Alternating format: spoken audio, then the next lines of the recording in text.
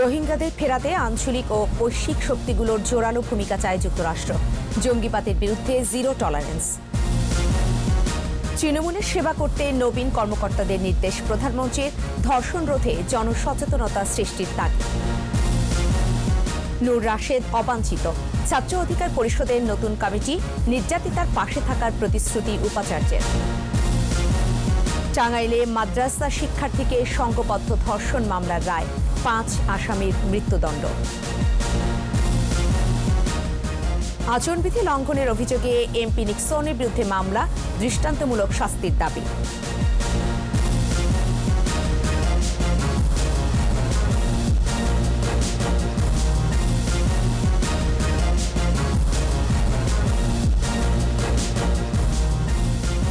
শুনছিলেন first security ইসলামী bank limited সংবাদ শিরোনাম। প্রত্যেককে আমন্ত্রণ জানাচ্ছি সন্ধ্যা 7টার 21 সংবাদে। সাথে থাকছে আমি ফেরদৌসী আহমেদ। দর্শক, 21 টেলিভিশনের সংবাদ একই সাথে সরাসরি দেখতে পাবেন আমাদের ফেসবুক পেজ www.facebook.com/2124 অনলাইনে। সংবাদে এছাড়াও থাকছে পাচার হওয়া অর্থ সম্পদের হিসাব চেয়ে বিভিন্ন দেশে দুদকের চিঠি, তথ্য মিলেছে 22 জনের।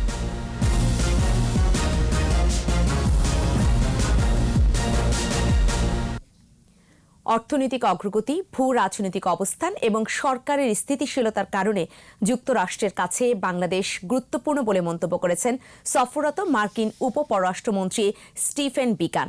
রাষ্ট্রীয় অতিথি ভবন পদ্মায় বৈঠক শেষে যৌথ সংবাদে তিনি জানান, রোহিঙ্গাদের প্রত্যাবাসনে মিয়ানমারের উপর চাপ প্রয়োগে কাজ করছে যুক্তরাষ্ট্র। রিপোর্টে বাকিটা জানাচ্ছেন মোহাম্মদ নুরুন্নবী। রাষ্ট্রীয় অতিথি ভবন পদ্মায় বসে বাংলাদেশ ও যুক্তরাষ্ট্রের দ্বিপাক্ষিক বৈঠক। 2 ঘণ্টা স্থায়ী এই বৈঠকে যুক্তরাষ্ট্রের ইন্দো প্যাসিফিক স্ট্র্যাটেজি, এই অঞ্চলে অর্থনৈতিক বিনিয়োগ, জলবায়ু পরিবর্তন মোকাবেলায় পারস্পরিক সহযোগিতা নিয়ে আলোচনা হয়। পরে গণমাধ্যমের মুখোমুখি হন সফররত মার্কিন উপপররাষ্ট্রমন্ত্রী স্টিফেন বিগান। জানান, রোহিঙ্গা সমস্যা শুধু আঞ্চলিক নয়, বৈশ্বিক। তাদের প্রত্যাবর্ষণে বাংলাদেশের সাথে থাকবে যুক্তরাষ্ট্র। As much as possible to influence decisions inside Myanmar regarding the treatment and restoration of rights of these people. But I also want to emphasize that this requires a regional and a global response. All countries need to work together shoulder and shoulder. This is a global priority and one that every major country in the Indo-Pacific should be speaking with equal outspokenness. Stephen began জানান, corona মহামারী মোকাবেলায় সহজে প্রতিষেধক পেতে বাংলাদেশকে সহযোগিতা করবে যুক্তরাষ্ট্র। Ultimately, with the hope of close coordination and cooperation on the distribution of vaccines once one is found to be safe and reliable. পররাষ্ট্রমন্ত্রী জানান, জঙ্গিবাদের বিষয়ে জিরো টলারেন্স নীতি বিষয়ে একমত 2 দেশ। তথ্য প্রযুক্তি, জ্বালানি, ব্লু ইকোনমি সহ নানা খাতে উন্নয়ন সহযোগী হতে আগ্রহ দেখিয়েছে যুক্তরাষ্ট্র। Bangladesh is gaining more attention and due to its economic growth and stability and also because of our geopolitical location. And we are thankful that USA is giving us top importance. বঙ্গবন্ধুর পলাতক খুনি রাশেদ চৌধুরীকে ফেরত পাঠানোর বিষয়টি বিবেচনাধীন আছে জানিয়ে পররাষ্ট্রমন্ত্রী বলেন, এ বিষয়ে আইন পর্যালোচনার কথা ভাবছে যুক্তরাষ্ট্র। খুনি তার দেশে আছে, USA should not be the home for the murderers. এটা নিয়ে আলাপ হয়েছে। মোহাম্মদ নুরুন্নবী, 21 টেলিভিশন, ঢাকা। প্রধানমন্ত্রী শেখ হাসিনার সাথে সাক্ষাৎ করেছেন যুক্তরাষ্ট্রের উপপররাষ্ট্রমন্ত্রী স্টিফেন বিগান। গণভবনে সাক্ষাতের সময় কোভিড-19 মোকাবেলায় বাংলাদেশ সরকারের নেয়া উদ্যোগের প্রশংসা করেন মার্কিন উপপররাষ্ট্রমন্ত্রী বিগান। 2 দেশের আর্থসামাজিক অংশীদারিত্ব এবং পারস্পরিক সম্পর্ক উন্নয়নে করণীয় নিয়েও আলোচনা হয়। প্রধানমন্ত্রী শেখ হাসিনা রোহিঙ্গা ইস্যু তুলে ধরে বৈশ্বিক সমর্থন চান। এ সময় প্রধানমন্ত্রীর কার্যালয়ের মুখ্য সচিব, প্রেস সচিব, সামরিক সচিব সহ মার্কিন দূতাবাসের ঊর্ধ্বতন কর্মকর্তারা উপস্থিত ছিলেন। প্রজাতন্ত্রের কর্মচারী হিসেবে জনগণের সেবা করতে প্রশাসনের তরুণ কর্মকর্তাদের নির্দেশ দিয়েছেন প্রধানমন্ত্রী শেখ হাসিনা। নিজের জীবনে স্মৃতিচারণ করে আক্ষেপ করেছেন, বিচারহীনতার সংস্কৃতির পুনরাবৃত্তি যেন না ঘটে। প্রশাসনের ৭০তম বুনিয়াদী প্রশিক্ষণ কোর্সের সমাপনী অনুষ্ঠানে তরুণদের 2041-এ সৈনিক উপাধি দিয়ে উন্নত দেশ গড়ে তোলার দায়িত্ব নেবার আহ্বান জানান তিনি। ধর্ষণ রোধে আইন প্রয়োগের পাশাপাশি সচেতন হবারও পরামর্শ দেন প্রধানমন্ত্রী। বিস্তারিত জানাচ্ছেন আকবর হোসেন সুমন। বাংলাদেশ লোক প্রশাসন প্রশিক্ষণ কেন্দ্রে প্রশাসনের তরুণ কর্মকর্তাদের মিলন মেলা। 6 মাসের প্রশিক্ষণ শেষে দক্ষতার স্বীকৃতির সনদপত্র গ্রহণের পালা। গণভবন থেকে ভার্চুয়ালি যুক্ত হন প্রধানমন্ত্রী শেখ হাসিনা। 70তম বুনিয়াদী প্রশিক্ষণ কোর্স সম্পন্ন করা মেধাবী কর্মকর্তাদের হাতে তুলে দেওয়া হয় সনদপত্র। দিক নির্দেশনামূলক বক্তব্যে প্রজাতন্ত্রের অধিকার নিশ্চিতে পিতা বঙ্গবন্ধু শেখ মুজিবুর রহমানের উদ্ধৃতি দেন কন্যা শেখ হাসিনা। প্রজাতন্ত্রের কর্মচারী হিসেবেই জনগণের সেবা করার নির্দেশ দেন। আজকে যারা নবীন কর্মচারীরা প্রশিক্ষণ নিয়েছেন তাদের কিন্তু এই কথাটাই মনে রাখতে হবে যে এই দেশের গরিব মানুষগুলি বা এখনও যারা সেই তৃণমূলে পড়ে আছে তারা এই দেশের মালিক, আর তাদের ঘর থেকেই কিন্তু সবাই লেখাপড়া শিখে আজকে উঠে এসেছেন। কাজেই সেই দিকে লক্ষ্য রেখেই তাদের সেবা করাটা হবে সবথেকে বড় দায়িত্ব। 75 পরবর্তী ইনডেমনিটি অধ্যাদেশ জারি ও মুক্তিযুদ্ধের বিরোধিতাকারীদের রাজনীতিতে পুনর্বাসনে বিএনপির ভূমিকার আক্ষেপ করে শেখ হাসিনা বলেন, বিচারহীনতা সংস্কৃতির যেন পুনরাবৃত্তি না ঘটে। আমি জানি যে বিচার না পেলে কি কষ্ট। আমার বাবা মা ভাই ব্যাযবধূ তাদেরকে যখন হত্যা করা হয়, খুনিদেরকে ইনডেমনিটি দেওয়া হয়েছিল, আমার বিচার চাওয়ার কোনো অধিকার ছিল না। শুধু আমি কেন, 15 আগস্টে যারা শাহাদাত বরণ করেছিল তাদের কারোই বিচার চাওয়ার অধিকার ছিল না। আমার বাবা মা ভাই মারা গেছে, আমি এটা মামলাও করতে পারিনি, আমার সে অধিকারটাও ছিল না। এই সংস্কৃতি যেন বাংলাদেশে আর না থাকে, মানুষ যেন ন্যায় বিচার পায়। ধর্ষণের মতো সামাজিক ব্যাধি রোধে সচেতনতা বাড়ানোর তাগিদ দেন প্রধানমন্ত্রী। সমাজে কতগুলি ব্যাধি আছে, যেমন ইদানিং ধর্ষণটা খুব বেশি ব্যাপকভাবে হচ্ছে এবং প্রচার হচ্ছে, আর এটা যত বেশি প্রচার হয় এর প্রাদুর্ভাবটা কিন্তু তত বেশি বাড়ে। ইতিমধ্যে আমরা একটা অধ্যাদেশ জারি করে দিয়েছে আইন সংশোধন করে, কাজে এখানে যদি এ ধরনের ঘটনা রোধ করার জন্য ব্যাপক ব্যবস্থা আমাদের নিতে হবে। আর সবচেয়ে বড় কথা, মানুষের মাঝে জনসচেতনতাও সৃষ্টি করা দরকার। তরুণ কারিগরদের সামনে শতবর্ষের স্বপ্ন তুলে ধরে তা বাস্তবায়নে দায়িত্ব নিয়ে কাজ করার আহ্বান জানান সরকার প্রধান। আপনারাই হচ্ছেন এই নতুন প্রজন্ম, আপনারাই সৈনিক, আপনারাই এদেশকে সেইভাবে গড়ে তুলবেন। আকবর হোসেন সুমন, 21 টেলিভিশন, ঢাকা। নূর আর রাশেদকে অবাঞ্ছিত ঘোষণার মধ্য দিয়ে ভাঙল সাধারণ ছাত্র অধিকার সংরক্ষণ পরিষদ। একই সঙ্গে গঠন করা হয়েছে পরিষদের নতুন আহ্বায়ক কমিটি। জাতীয় প্রেস ক্লাবে সংবাদ সম্মেলনে নূরের বিরুদ্ধে মানুষের আবেগ পুঁজি করে ফায়দা লোটাসহ ধর্ষকের পক্ষে অবস্থান নেয়ার অভিযোগ আনা হয়। দীপু শিকদারের রিপোর্ট। নূরসহ তার সহযোগীদের বিরুদ্ধে ধর্ষণের মামলা করা ঢাকা বিশ্ববিদ্যালয়ের সেই ছাত্রী এখনও বিচারের দাবিতে অবস্থান করছেন টিএসসিতে। এরই মধ্যে তিনি অসুস্থ হয়ে পড়েছেন, জানান তার পরিচিত জনেরা। বিশৃঙ্খলা বা কিছুই করার জন্য বসে নেই, আমরা শুধু আমাদের ধর্ষকের শাস্তিটা চাই। এটা যেই হোক, যতক্ষণ পর্যন্ত ওর দাবি পূরণ না হবে ওইখানেই অবস্থান করবে। এদিকে জাতীয় প্রেস ক্লাবের সংবাদ সম্মেলনে নূরের বিরুদ্ধে বিস্তর অভিযোগ উপস্থাপন করা হয়। এর ভয়াবহতা এতটাই প্রকট হয়েছে যে ঢাকা বিশ্ববিদ্যালয়ের শিক্ষার্থী ধর্ষণের মামলাকে রাজনীতিকীকরণ করে সামাজিক যোগাযোগ মাধ্যমে ভিকটিমকে নোংরাভাবে আক্রমণ করা হয়েছে। সম্প্রতি তাদের আর্থিক অস্বচ্ছতা, নারী কেলেঙ্কারি, সংগঠনের অভ্যন্তরীণ স্বৈরাচারী সিদ্ধান্ত, নীতি নৈতিকতাহীন আচরণ, তৃণমূলকে অবমূল্যায়ন, ত্যাগী ও পুরাতন নেতাদের সাময়িক বহিষ্কার করা সহ নানাবিধ বিষয় নিয়ে আপনাদের সামনে কথা বলার জন্য আমরা উপস্থিত হয়েছি।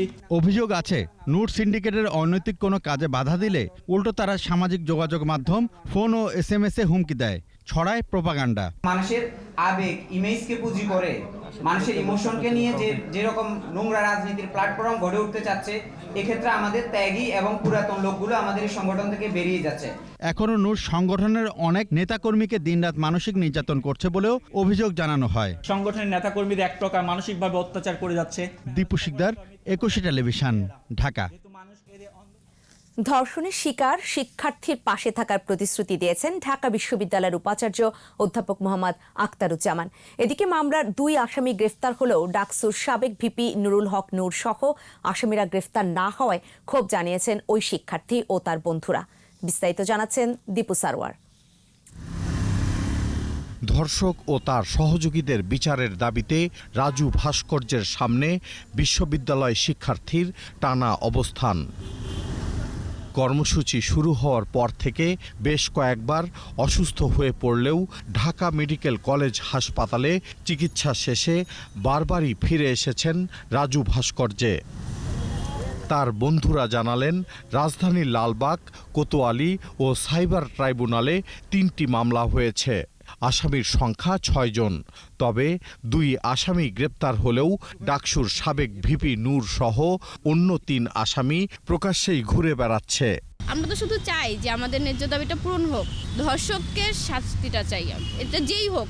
এদিকে ঢাকা বিশ্ববিদ্যালয়ের শোক দিবসের অনুষ্ঠান শেষে উপাচার্য জানান, শিক্ষার্থীর পাশেই থাকবে বিশ্ববিদ্যালয় প্রশাসন। আইনের যথাযথ প্রয়োগ এবং নিজস্ব গতিতে আইনকে চলতে দেওয়া, সেটি আমাদের প্রত্যাশা থাকবে। আর মেয়েটি আমাদের মেয়ে, সুতরাং আমাদের নৈতিকভাবে সবভাবেই আমরা আমাদের মেয়েটির পাশে থাকি, সেটি আমাদের সকলেরই একটি বড় প্রত্যয়। ছাত্রলীগ নেতারাও শিক্ষার্থীর বিচারের দাবি নিয়ে সংগঠনের অবস্থান তুলে ধরেন। নূর যে অবমাননা করেছে আমার বোনটিকে, যেভাবে কটূক্তি করেছে এবং খারাপ কথা বলেছে, এই জন্য তাকে জাতির উদ্দেশ্যে ক্ষমা চাওয়া উচিত। এদিকে police bureau of investigation PBI এর প্রধান জানিয়েছেন, মামলার নথি হাতে পেলেই তদন্ত শুরু করবেন তারা।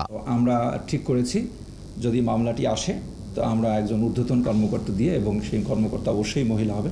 দীপু সারোয়ার, 21 টেলিভিশন, ঢাকা। টাঙ্গাইলে মাদ্রাসা ছাত্রীকে সংঘবদ্ধ ধর্ষণের মামলায় 5 জনকে মৃত্যুদণ্ড দিয়েছেন নারী ও শিশু নির্যাতন দমন ট্রাইব্যুনাল।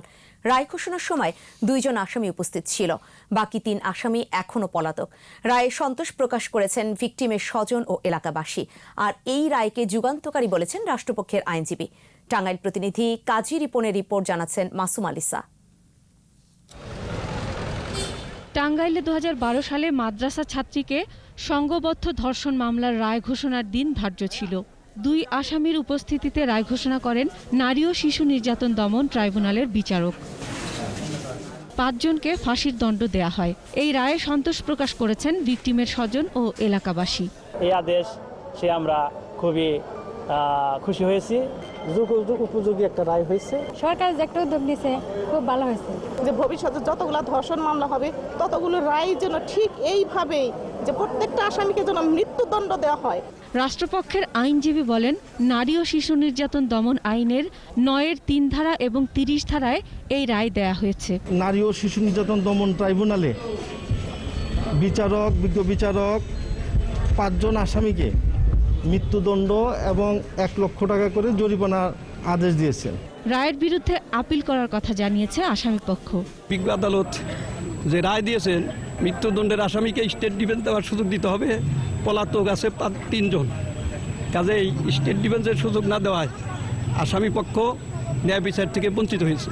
2012 সালে ধর্ষণের শিকার ভুক্তভোগী শিক্ষার্থী ভুয়াপুর থানায় মামলা দায়ের করেন। পুলিশ তদন্ত শেষে 5 জনের বিরুদ্ধে অভিযোগপত্র দায়ের করেন। এর 3 বছর পর চার্জ গঠনের মধ্য দিয়ে বিচার কাজ শুরু হয়। মাসুম আলিসা, 21 টেলিভিশন। আচরণবিধি লঙ্ঘনের অভিযোগে ফরিদপুর 4 আসনের স্বতন্ত্র সংসদ সদস্য মুজিবুর রহমান চৌধুরী নিক্সনের বিরুদ্ধে মামলা করেছে নির্বাচন কমিশন। জেলা সিনিয়র নির্বাচন অফিসার নোয়াবুল ইসলাম চর ভদ্রাশ্রম থানায় এ মামলা করেন। এদিকে নিক্সনের দৃষ্টান্তমূলক শাস্তির দাবি জানিয়েছেন স্থানীয় রাজনীতিকরা। মানববন্ধন করেছে উপজেলা আওয়ামী লীগ। ফরিদপুর প্রতিনিধি জাহিদ রিপনের রিপোর্ট জানাচ্ছেন মুশফিকা নাজনীন। যদি আমি আমার নেতা কর্মী নিয়ে 3 থানা নিয়ে নামি, তাহলে আপনি কিন্তু 1 মিনিট দম নেওয়ার জায়গা পাবেন। ফরিদপুরের চর ভদ্রাশ্রম উপজেলা পরিষদের নির্বাচন অনুষ্ঠিত হয় গত 10 অক্টোবর। ওই নির্বাচনকে কেন্দ্র করে জেলা প্রশাসক ও উপজেলা নির্বাহী কর্মকর্তাকে হুমকি ও নির্বাচন কর্মকর্তাদের গালাগাল করেন নিক্সন চৌধুরী। এ নিয়ে উত্তপ্ত হয় রাজনৈতিক অঙ্গন। এই ঘটনায় ক্ষুব্ধ হয়ে বাংলাদেশ অ্যাডমিনিস্ট্রেটিভ সার্ভিস অ্যাসোসিয়েশন চিঠি দেয় মন্ত্রিপরিষদ বিভাগে। অশোভন আচরণের বিষয়ে প্রতিকার চেয়ে চিঠি দেওয়া হয় নির্বাচন কমিশনে। এরপর নিক্সনের বিরুদ্ধে মামলা করার সিদ্ধান্ত নেয় নির্বাচন কমিশন। বুধবার মামলা নির্দেশনা সংক্রান্ত চিঠি রিটার্নিং কর্মকর্তা ও ফরিদপুরে সিনিয়র জেলা নির্বাচন কর্মকর্তার কাছে পাঠানো হয়। বৃহস্পতিবার মামলা করা হয় চর ভদ্রাশ্রম থানায়। মামলাটি নথিভুক্ত করেন চর ভদ্রাশ্রম থানার ভারপ্রাপ্ত কর্মকর্তা নাজনীন খানম। উনি এজাহার দিয়েছেন, আমরা এখন আইন অনুযায়ী আমাদের মামলা রেকর্ড করব। এমপি মহোদয়ের বিরুদ্ধে কিছু আচরণবিধি লঙ্ঘনের অভিযোগ ছিল, সেই প্রেক্ষিতে আমি একটা এজাহার দাখিল করেছি ইলেকশন কমিশনের আদেশ। এদিকে নিক্সনের অশোভন আচরণের প্রতিবাদে মানববন্ধন করেছে উপজেলা আওয়ামী লীগ। জনগণ আইন হাতে তুলে নেবে, ওকে যে কোনো সময় সমুচিত শিক্ষা দেওয়া হবে। আইন অনুযায়ী নির্বাচন আচরণবিধি ভঙ্গের শাস্তি সর্বোচ্চ 6 মাস কারাদণ্ড বা 50,000 টাকা জরিমানা অথবা উভয় দণ্ড। মুশফিকা নাজনীন, 21 টেলিভিশন। বিদেশে পাচার হওয়া অর্থ ও সম্পদের হিসেব চেয়ে বিভিন্ন দেশে পাঠানো অনুরোধের মধ্যে 22 জনের তথ্য পেয়েছে দুর্নীতি দমন কমিশন দুদক। সচিব জানিয়েছেন, অবৈধ সম্পদের তথ্য জানতে বিভিন্ন দেশে 50টি mutual legal assistant request MLAR পাঠানো হয়েছিল। আবার কয়েকটি দেশ থেকে চাওয়া 60টি MLAR এর সবকটিরই জবাব পাঠিয়েছে দুদক। বিস্তারিত জানাচ্ছেন দীপু সারওয়ার। নারায়ণগঞ্জ 2 আসনের সংসদ সদস্য নজরুল ইসলাম বাবু ও তার স্ত্রী সাইমা আফরোজের নামে মালয়েশিয়ায় ফ্ল্যাট ও কমার্শিয়াল প্লটের তথ্য এসেছে দুদকের কাছে। গত বছরের 18 সেপ্টেম্বর শুদ্ধি অভিযান শুরু হলে বাবু ও তার স্ত্রীর বিদেশে সম্পদ থাকার বিষয়টি আলোচনায় উঠে আসে। হুন্ডির মাধ্যমে 227 কোটি টাকা সিঙ্গাপুর ও মালয়েশিয়ায় পাচার করেছেন সম্রাট। র্যাবের অভিযানে গ্রেপ্তার হওয়ার পর সিঙ্গাপুর ও মালয়েশিয়ায় টাকা পাচারের পাশাপাশি সম্রাটের সম্পদ গড়ার তথ্যও পায় দুদক। বিদেশে টাকা পাচার ও সম্পদ গড়ার অভিযোগ আছে ক্যাসিনো কাণ্ডে আলোচিত হুইপ শামসুল হক চৌধুরীর নামে। ক্লাবের কক্ষ ক্যাসিনোর জন্য ভাড়া দিয়ে 41 কোটি টাকা কামিয়েছেন মোহামেডান ক্লাবের ডিরেক্টর ইনচার্জ লোকমান হোসেন ভুইয়া। সেই টাকা পাচার হয়েছে অস্ট্রেলিয়ায়। লোকমান দুদকের মামলার আসামি। অনলাইন জুয়ার হোতা সেলিম প্রধানও কম যান না। র্যাবের অভিযানে গ্রেপ্তার হওয়ার পর থাইল্যান্ড, সিঙ্গাপুর ও মালয়েশিয়ায় সেলিম প্রধানের সম্পদের খোঁজ করে দুদক। এরই মধ্যে তথ্য এসেছে দুদকের হাতে। দুদক বলছে, রাজনীতিবিদ, সরকারি কর্মকর্তা কর্মচারী সহ 50 জনের অবৈধ সম্পদের তথ্য জানতে বিভিন্ন দেশের কাছে চিঠি পাঠানো হয়েছিল। Mutual legal assistance request MLAR বিদেশের বিভিন্ন সংস্থাকে মানি লন্ডারিংয়ের মাধ্যমে কোনো অর্থ পাচার হয়ে থাকে, সেই অর্থ দেশে ফেরত আনার জন্য এই MLAR পাঠানো হয়ে থাকে। আমরা 50টা দেশের মতো পাঠিয়েছি এবং আমরা 22টা দেশ থেকে ইতিমধ্যে জবাব পেয়েছি। আর বিদেশিরাও আমাদের কাছে MLAR পাঠায়, আর 60টি দেশ থেকে আমরা MLAR পেয়েছি। যে সমস্ত দেশের তথ্য দেওয়ার জন্য রিকোয়েস্ট পেয়েছিলাম সেগুলো হলো ইউনাইটেড কিংডম, কানাডা, ইতালি এবং সেন্ট লুসিয়া। দুর্নীতির অনুসন্ধান চলমান প্রক্রিয়া বলেও জানান সচিব। MLAR প্রয়োজন, এটা তো একটা চলমান প্রক্রিয়া। দীপু সারওয়ার, 21 টেলিভিশন, ঢাকা। বিএনপির সকল রাজনৈতিক কৌশল জনগণের কাছে ভোঁতা হয়ে গেছে বলেছেন আওয়ামী লীগের সাধারণ সম্পাদক ওবায়দুল কাদের। সরকারি বাসভবন থেকে ভিডিও কনফারেন্সে যুক্ত হয়ে তিনি বলেন, উপনির্বাচনের আগে থেকেই ভরাডুবির আশঙ্কা করে অন্ধকারে ঢিল ছুটছে বিএনপি উপনির্বাচনের আগে থেকে ভরাডুবির আশঙ্কা করছে। জনগণের কাছে তারা কি বলে ভোট চাইবে তাদের ঝোলা ইতিবাচক কিছু নেই। তাই বরাবরের মতো মিথ্যা অভিযোগের তীর ছুটতে শুরু করেছে।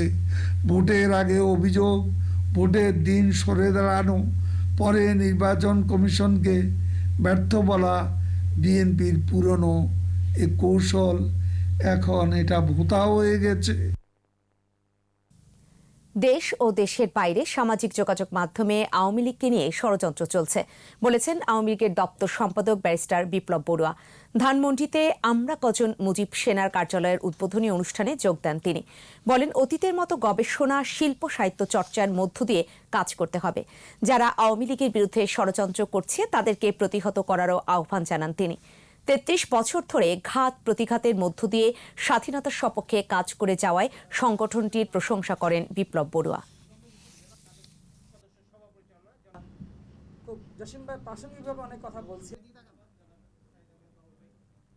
সোশ্যাল মিডিয়া খুললে দেখা যায় যে আমাদের বিরুদ্ধে অনেক ধরনের অপপ্রচার, রাজনৈতিক স্বার্থসিদ্ধির জন্য বিশেষ মহল, চিহ্নিত মহল এই কাজগুলো করে যাচ্ছে। বাংলাদেশের বাইরে থেকেও করে যাচ্ছে, বাংলাদেশ থেকে করে যাচ্ছে। সঠিক ইতিহাস, সত্য কথা বলার মধ্য দিয়ে আমরা কজন মুজিব সেনায় কাজটি করতে পারি। ইউটিউব চ্যানেল ও IPTV সংবাদ পরিবেশন করতে পারবে না বলে জানিয়েছেন তথ্যমন্ত্রী ডক্টর হাসান মাহমুদ। সচিবালয়ে গণমাধ্যম কেন্দ্রে সেক্রেটারিয়েট রিপোর্টার্স ফোরাম BSRF এর সংলাপে তিনি বলেন, আন্তঃমন্ত্রণালয় সভার সিদ্ধান্ত অনুযায়ী IP চ্যানেল শুধু বিনোদন বা অন্যান্য অনুষ্ঠান প্রচার করতে পারবে। যেসব ইউটিউব চ্যানেল অনলাইন কার্যক্রম চালাচ্ছে তাদের নিবন্ধন নেয়ার জন্য আবেদন আহ্বান করা হয়েছে বলেও জানান তথ্যমন্ত্রী। অনলাইন পত্রিকা নিবন্ধন শুরু হয়েছে, বেশ কয়েকটি অনলাইন পত্রিকার নিবন্ধনের অনুমতি দেওয়া হয়েছে এবং এটি চলমান থাকবে বলেও জানান ডক্টর হাসান মাহমুদ। তখন ভবিষ্যতে অনলাইন কাউকে প্রকাশ করতে হলে তাদেরকে অনুমতি নিতে হবে। আর ইউটিউব চ্যানেলের ক্ষেত্রে এন্টারটেনমেন্ট প্লাস রিপোর্টিং সহ অন্যান্য কিছু করতে পারবে, বাট নিয়মিত সংবাদ পরিবেশন সেটি আন্তঃমন্ত্রণালয় বৈঠকে সিদ্ধান্ত হয়েছে, সেটি ইউটিউব চ্যানেল বা IPTVর ক্ষেত্রে সেটি করা যাবে। এই সম্প্রচার আইনের আলোকে টেলিভিশন বা রেডিও সহ এমনকি অনলাইন সহ সমস্ত এই মাধ্যমের সাংবাদিকদের বেতন ভাতাদি আইনি কাঠামোর মধ্যে আসবে। সাতক্ষীরার কলারোয়ায় চিলেকোঠা দিয়ে ঘরে ঢুকে একই পরিবারের 4 জনকে কুপিয়ে হত্যা করা হয়েছে। নিহতের ছোট ভাই জানিয়েছেন, কিছু লোকের সাথে জমি নিয়ে বিরোধ ছিল তাদের, তবে হত্যার কারণ উদ্ঘাটনে কাজ শুরু করেছে পুলিশ। সাতক্ষীরা প্রতিনিধি মনিরুল ইসলাম মিনির রিপোর্ট জানাচ্ছেন রত্না জামান। সাতক্ষীরার কলারোয়ায় বীভৎস হত্যাকাণ্ডের শিকার হলেন মাছ ব্যবসায়ী শাহিনুর ও তার পরিবার। ভোরে পাশের ঘর থেকে গোংরানির শব্দ পেয়ে এগিয়ে যান নিহত গৃহকর্তা শাহিনুরের ছোট ভাই রায়হানুল। দেখেন বাইরে থেকে ঘর আটকানো, দরজা খুলে দেখেন বীভৎস দৃশ্য। নিহতরা হলেন খলসি গ্রামের হ্যাচারি মালিক শাহিনুর রহমান, তার স্ত্রী সাবিনা খাতুন, ছেলে সিয়াম ও মেয়ে তাসনিম।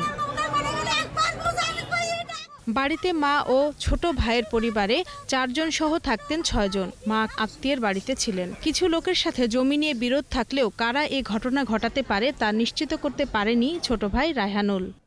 জমি করে আমার ভাইয়ের একা কেসে ফাঁসাই দেয়।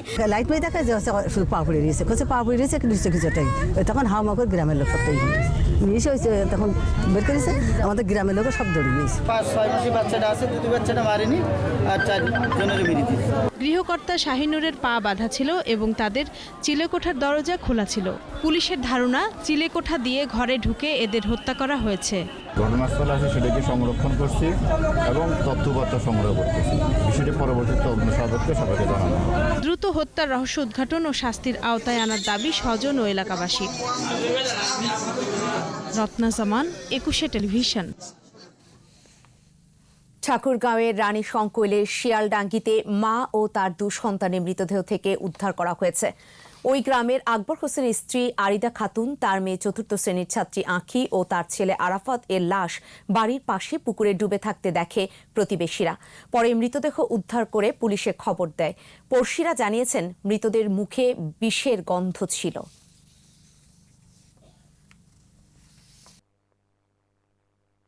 সিলেট কোতোয়ালি থানার বন্দরবাজার ফাঁড়িতে পুলিশ হেফাজতে রায়খান আহমেদ হত্যা মামলার তদন্ত শুরু করেছে PBI। এরই মধ্যে ময়না তদন্তের জন্য তার লাশ কবর থেকে তোলা হয়েছে। আর যার বিরুদ্ধে হত্যার অভিযোগ, সেই পুলিশের SI আকবর হোসেন যাতে পালাতে না পারে সেজন্য ইমিগ্রেশন বিভাগে চিঠি দেওয়া হয়েছে। আহমদ বাবু রিপোর্টে বিস্তারিত। সিলেটের কোতোয়ালি থানার বন্দরবাজার ফাঁড়ির ইনচার্জ SI আকবর হোসেনের বিরুদ্ধে হেফাজতে নিয়ে যুবক রায়হান আহমেদকে হত্যার অভিযোগ। পরিবার বলছে, বাড়ি থেকে ধরে এনে 10,000 টাকা ঘুষ চেয়েছিল আকবর। রোববার রায়হানের স্ত্রী তাহমিনা আক্তার ফাঁড়ির পুলিশ সদস্যদের বিরুদ্ধে মামলা করে। পুলিশের তদন্তে ঘটনার সত্যতা মেলে। পরে মামলাটির তদন্তভার যায় PBIর উপর। PBI সদর দপ্তরে সংবাদ সম্মেলনে সংস্থাটির প্রধান বনোজ কুমার মজুমদার বলেন, তদন্তের স্বার্থে বরখাস্ত SI আকবরকে তাদের দরকার। তদন্ত শুরু করেছি আমরা। গতকালকে আমাদের প্রাথমিক তদন্তে মনে হয়েছে যে আকবরকে আমাদের দরকার। তো এই কারণে আমরা সমস্ত ইমিগ্রেশনে আমরা জানিয়ে দিয়েছি যে সে কোনো পাসপোর্ট নিয়ে যাতে না যেতে পারে। PBI প্রধান জানান, অপকর্ম করে যারা বাহিনীর সুনাম নষ্ট করছে তারা পার পাবে না।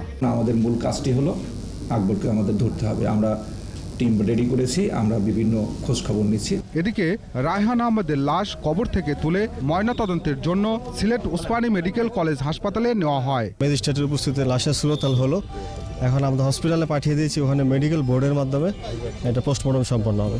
আহমদ বাবু, 21 টেলিভিশন, ঢাকা। কোভিড-19-এ দেশে আরও 15 জনের মৃত্যু হয়েছে। এ নিয়ে মোট মৃত 5,608। এখন পর্যন্ত সবচেয়ে বেশি মৃত্যু ঢাকা বিভাগে 2,863। এর পরের অবস্থান চট্টগ্রাম বিভাগে, মারা গেছে 1,128 জন। স্বাস্থ্য অধিদপ্তরের সংবাদ বিজ্ঞপ্তি বলছে 222তম দিনে 109টি ল্যাবে 14,104 নমুনা পরীক্ষায় শনাক্ত হয়েছে 1,600 জন। এ নিয়ে মোট শনাক্ত 3,84,559। নতুন 1,780 জন সহ সুস্থ হয়েছে 2,99,229 জন। সুস্থতার হার 77.81 এবং মৃত্যুর হার 1.46%। পর্যাপ্ত মজুদ থাকার পরও এক শ্রেণীর মুনাফালোভী ব্যবসায়ীর কারণে আলুর দাম বেড়েছে বলে মন্তব্য করেছেন কৃষিমন্ত্রী ডক্টর আব্দুর রাজ্জাক। মন্ত্রী জানান, বাজার স্বাভাবিক হতে আরও 20 থেকে 25 দিন সময় লাগবে। আর আমনের উৎপাদন লক্ষ্যমাত্রা অর্জন না হলে চাল আমদানি করা হবে বলেও জানান মন্ত্রী। মাহমুদ হাসানের রিপোর্টে বিস্তারিত। বছরে দেশের আলুর চাহিদা 80 লাখ টন। গেল 2 সপ্তাহ থেকে আলুর বাজার ঊর্ধ্বমুখী। প্রতি কেজির দাম উঠেছে 60 টাকা পর্যন্ত। গেল মৌসুমে আলুর উৎপাদন হয়েছে 1,09 লাখ টন। পর্যাপ্ত মজুদ থাকার পরও দাম বৃদ্ধি হওয়ায় আলুর দর প্রতি কেজি 30 টাকা বেঁধে দেয় সরকার। তবে নির্দেশনা মানছেন না ব্যবসায়ীরা। এমন বাস্তবতায় বিশ্ব খাদ্য দিবসে কৃষি মন্ত্রণালয়ের আয়োজন বিষয়ক সংবাদ সম্মেলনে উঠে আসে সমসাময়িক প্রসঙ্গ। কৃষিমন্ত্রী ডক্টর আব্দুর রাজ্জাক বলেন, পর্যাপ্ত মজুদ থাকলেও কিছু অসাধু ব্যবসায়ীর জন্য আলুর বাজার অস্থিতিশীল হয়েছে। 1 কেজি আলুতে 20 টাকা লাভ করা কি সহজ কথা? এত কেন তারা প্রফিট করে? চাহিদা বেশি আছে, বেশি থাকে, সেই সুযোগ তারা নিচ্ছে। মন্ত্রী জানান, 20 থেকে 25 দিনের মধ্যে বাজারে স্থিতি ফিরবে।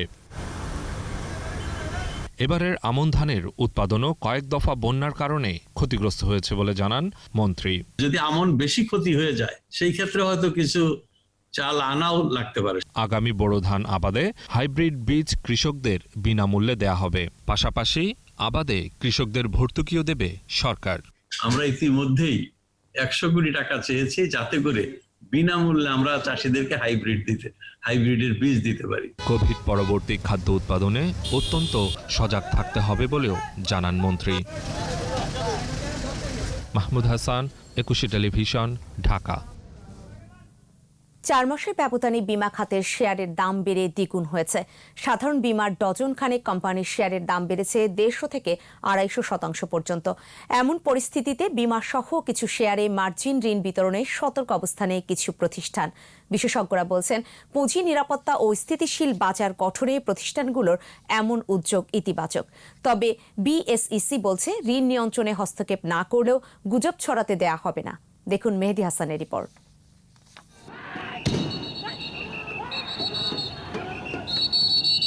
2010 সালের ডিসেম্বর থেকে টানা কয়েক মাসের মতিঝিল এলাকা। পুঁজিবাজারে ধারাবাহিক দরপতনে বিনিয়োগকারীদের বিক্ষোভ মিছিল। তবে পতন ঠেকাতে কোনো উদ্যোগই কাজে আসেনি। এতে মার্জিন ঋণে ব্যবসা করতে আসা বিনিয়োগকারীরা ঝুঁকিতে পড়েন। গ্রাহকের শেয়ার বিক্রি করে ঋণ আদায়ে ফোর্স সেলে তৎপর হয় মার্চেন্ট ব্যাংক ও ব্রোকারেজ হাউসগুলো। বাজার দ্রুত ঘুরে দাঁড়াবে, বিনিয়োগকারীদের এমন আশা এবং নিয়ন্ত্রক সংস্থার অলিখিত নিষেধাজ্ঞায় আটকে যায় ফোর্স সেল। আমাদের ক্যাপিটাল বলতে এখন কিছুই নাই। মার্জিন লোন যা ছিল সেগুলো পরিশোধ হয়ে আমরা অনেক মাইনাসে চলে গেছি। ফোর্স সেল সবচেয়ে বড় কথা হচ্ছে, ফোর্স সেল দেওয়া মানে কি শেষ হয়ে গেলাম। এতেও পতন থামেনি। ফলাফল, বিনিয়োগকারী ও ঋণদাতা উভয়ই ক্ষতিগ্রস্ত। অতীত অভিজ্ঞতায় ইউসিবি ক্যাপিটাল ম্যানেজমেন্ট সম্প্রতি বিমা খাতের বেশ কিছু প্রতিষ্ঠানে মার্জিন ঋণ বিতরণে বাড়তি সতর্কতা অবলম্বন করে। আর এ নিয়ে গুজবের ডালপালা ছড়ায় পুঁজিবাজারে। এক পর্যায়ে প্রতিষ্ঠানটির প্রধান নির্বাহীকে তলব করে বিএসইসি। বিশেষজ্ঞরা বলছেন, এমন হস্তক্ষেপ না করাই ভালো। আমি বিশ্বাস করি যে মার্কেটকে ফ্রি ডিসকভারি অফ প্রাইস হওয়া উচিত। মার্কেট রেগুলেটর যতই মার্কেট কম ইন্টারভেনশন করবে, ততই সেটা ভালো রেগুলেটর। ভালো রেগুলেটরের সবচেয়ে বড় গুণই হচ্ছে সে ইনভিজিবল থাকবে। এদিকে বিমা খাতের প্রতি বর্তমান কমিশন সংবেদনশীল। বাজারে যখন এমন গুজব চালু আছে, এই পরিস্থিতিতে বিএসইসির এ পদক্ষেপ বাজারকে ভুল বার্তা দেবে কিনা বিষয়টি পরিষ্কার করলেন এই কমিশনার। যদি কেউ তাদের নিজেদের মুনাফার জন্য, নিজেদের প্রাতিষ্ঠানিক উদ্দেশ্যের জন্য, তাদের ঝুঁকি নিরসনের জন্য যদি সিদ্ধান্ত নেয়, এটা তো স্বাভাবিক, সেটা তার ব্যবসায়ী, সেটা তাই করবে। কিন্তু যদি সে তার কোনো তথ্যপাত্র দিয়ে ইচ্ছাকৃতভাবে যদি বাজারকে প্রভাবান্বিত করার চেষ্টা করে, সেটি আমাদের অর্ডিন্যান্সের 17 ধারা অনুযায়ী অ্যাকচুয়ালি তাদের দায়িত্বের মধ্যেও পড়ে যাবে। সুনির্দিষ্ট প্রতিষ্ঠান বা কোনো সুনির্দিষ্ট গোষ্ঠী বা এ ধরনের কাউকে আমরা কিন্তু বলি না যে কেউ শেয়ার কিনবে বা কেউ বিক্রি করবে। পুঁজিবাজার সংশ্লিষ্ট প্রতিষ্ঠানগুলোর স্বাভাবিক কার্যক্রমে কোনো হস্তক্ষেপ করবে না বিএসইসি, সাফ জানিয়ে দেন এই কমিশনার। আমরা কোনোভাবেই কোনো প্রতিষ্ঠান কিংবা কোনো সেক্টর কাউকেই পক্ষপাতমূলক আচরণ করতে পারি না, করিনি এবং করব না। এই ব্যাপারে সম্পূর্ণ নিশ্চয়তা দিচ্ছি। মেহেদী হাসান, 21 টেলিভিশন, ঢাকা। সোশ্যাল ইসলামী ব্যাংক লিমিটেড বাণিজ্য সংবাদ।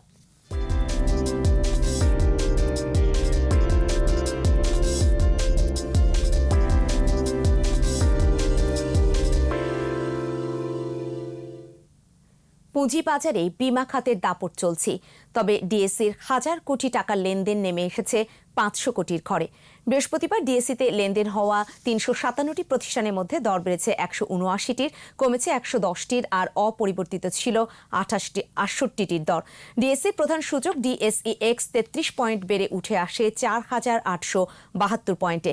দিন শেষে ডিএসসিতে লেনদেনের পরিমাণ দাঁড়ায় মাত্র 548 কোটি 7 লাখ টাকা। সূচক বেড়েছে সিএসসিতেও। সিএসসিতে লেনদেন হওয়া 269টি প্রতিষ্ঠানের মধ্যে দর বেড়েছে 125টির, কমেছে 83টির, আর বদলায়নি 61টির দর। আর সিএসসিতে লেনদেন হয়েছে 15 কোটি 39 লাখ টাকার শেয়ার ও মিউচুয়াল ফান্ড ইউনিট। শেষ করব সন্ধ্যা 7টার 21 সংবাদ। তবে যাবার আগে ফার্স্ট সিকিউরিটি ইসলামী ব্যাংক লিমিটেড সংবাদ শিরোনামগুলো জানিয়ে দিব আরও একবার। রোহিঙ্গাদের ফেরাতে আঞ্চলিক ও বৈশ্বিক শক্তিগুলোর জোরালো ভূমিকা চায় যুক্তরাষ্ট্র। জঙ্গিবাদের বিরুদ্ধে জিরো টলারেন্স। তৃণমূলের সেবা করতে নবীন কর্মকর্তাদের নির্দেশ প্রধানমন্ত্রীর। ধর্ষণ রোধে জনসচেতনতা সৃষ্টির তাগিদ। নূর রাশেদ অবাঞ্ছিত, ছাত্র অধিকার পরিষদের নতুন কমিটি। নির্যাতিতার পাশে থাকার প্রতিশ্রুতি উপাচার্যের।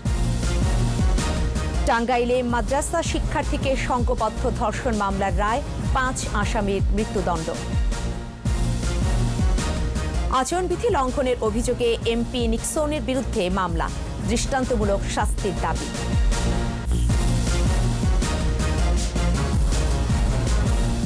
সর্বশেষ খবর জানতে ডায়াল করতে পারেন 2021 নম্বরে, আর ভিজিট করুন 21-tv.com এই ওয়েবসাইটে। এছাড়া ফেসবুকে ভিজিট করতে পারেন facebook.com/2124 অনলাইনে। আমাদের পরবর্তী সংবাদ রয়েছে রাত 9টায়। দেখার আমন্ত্রণ রইল। স্বাস্থ্যবিধি মেনে চলুন, সুস্থ থাকুন।